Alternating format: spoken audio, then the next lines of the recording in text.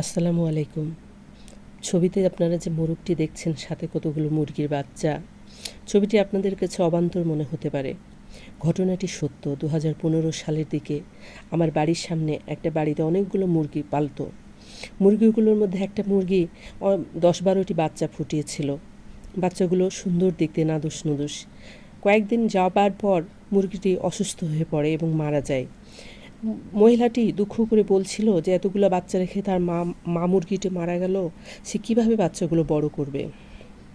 আশ্চর্য রকমভাবে পরদিন দেখা যায় তাদের বাড়িতে যে বড় মোরগটি ছিল সেটি বাচ্চাগুলিকে নিয়ে তার মায়ের মতো করেই মাঠে খুঁটে খুঁটে দুহাত দিয়ে মাটি আছড়ে আছড়ে যেভাবে মুরগি তার বাচ্চাদেরকে খাওয়ায় ঠিক তেমনি করে খাওয়াচ্ছে, সাথে করে নিয়ে বেড়াচ্ছে এবং কাক পাখি এটা সেটা দেখলে তেড়ে দূরে রেখে আসছে।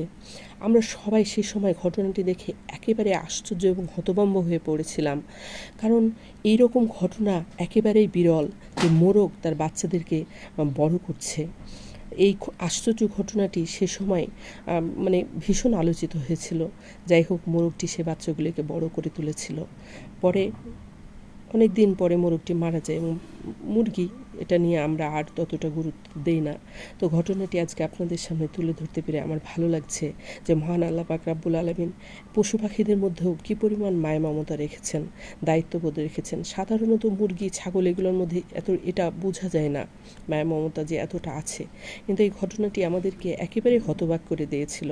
তো ঘটনাটি আজকে আপনাদের সামনে তুলে ধরতে পেরে আমার ভালো লাগছে। বিশ্বাস অবিশ্বাস সেটা আপনাদের ব্যাপার, কিন্তু ঘটনাটি 100% সত্য ছিল। ধন্যবাদ। আসসালামু আলাইকুম।